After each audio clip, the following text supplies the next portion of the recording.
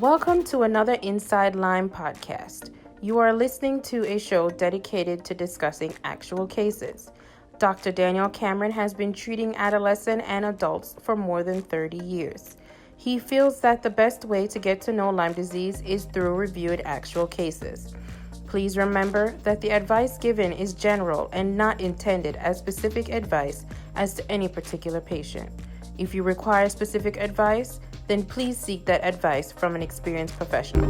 Now please welcome Dr. Daniel Cameron.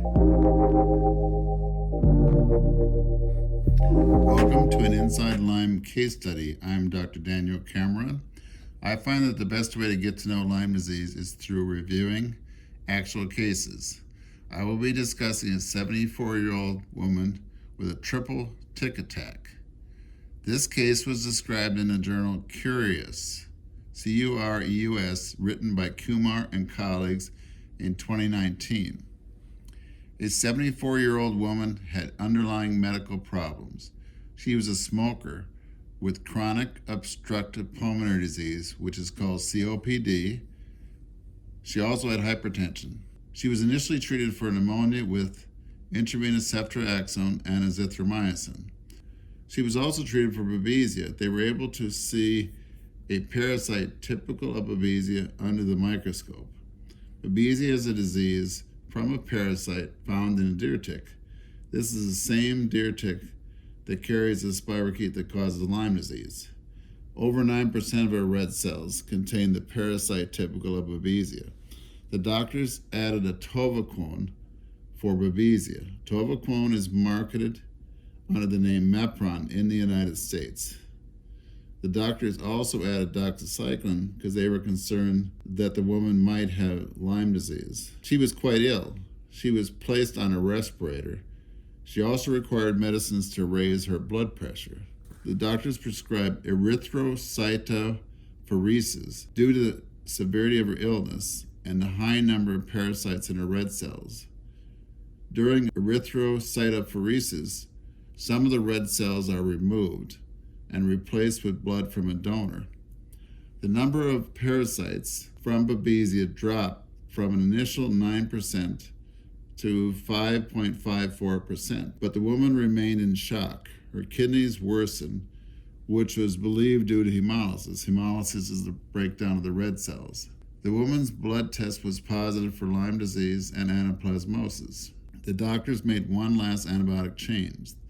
The doctors changed the treatment for babesia from a tovacone and azithromycin to clindamycin and quinine.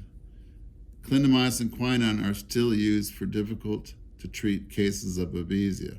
She improved enough to be taken off the respirator. Her blood counts and kidney function returned to normal after 14 days of treatment. There have been a number of studies showing 3 or more pathogenic infections in the same tick. The author wrote, "The incidence of 3 pathogen infections is rare. In actual practice, I have seen individuals with 3 pathogens who have not been published." I also agree with the doctor's concern about the reliability of a test for babesia. The authors write, quote, "A blood smear is a gold standard for the diagnosis of babesia. However, if a patient has a low level of parasitic load, PCR is more sensitive." I find that to be the case in my practice. The authors also raised concern about the reliability of testing for anaplasmosis. Anaplasmosis can also be seen in some red cells in some patients, but the authors stated what I also see, quote, "PCR and serologic testing are available, which are more sensitive than a thin smear." And lastly, the authors advised a longer course of treatment for their babesia case. Quote, "In cases of immunocompromised individuals who are at risk of relapsing babesia, treatment for a total of 6 weeks is preferred, including a period of 2 weeks after the parasites are no longer visible on thin smear," end quote. I also treat longer than the 10 days that was originally described. I use clinical judgment to determine the response of treatment. So what can we learn from this case? It's important to look for a tick-borne infection even in patients with an underlying illness. Patients can suffer from more than one tick-borne infection at the same time, and their illness can be severe. What questions does this case raise? Would Babesia have been discovered without seeing the parasite under the microscope? What is the best combination of treatment and length of treatment to prevent long-term complications? In this case, the author used the word triple tick attack. Likely it was actually only one tick, but it was 3 infections from the same tick. In my practice, each individual requires a careful assessment. That's why I order a broad range of tests, including blood counts, liver and kidney function, thyroid function, lupus, and rheumatoid arthritis, in addition to tests for tick-borne diseases if needed. I also arrange consultations such as neurologists, rheumatologists, and ophthalmologists. Many patients are complex, as highlighted in this Inside Lyme podcast. We need more doctors with skills diagnosing and treating individuals with more than one tick-borne infection. We could use a reliable test to determine who has a tick-borne infection or infections and when these infections have resolved. We need to determine the best course of treatment to prevent chronic illness.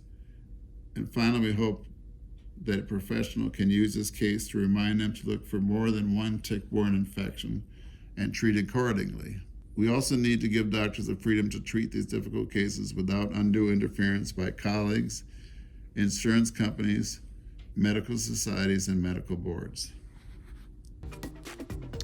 Thank you for listening to another Inside Lyme podcast, a show dedicated to discussing actual cases. Keep in mind, the notes for this episode and all episodes can be found on our website at danielcameronmd.com. Sign up for our newsletter to keep up with our cases.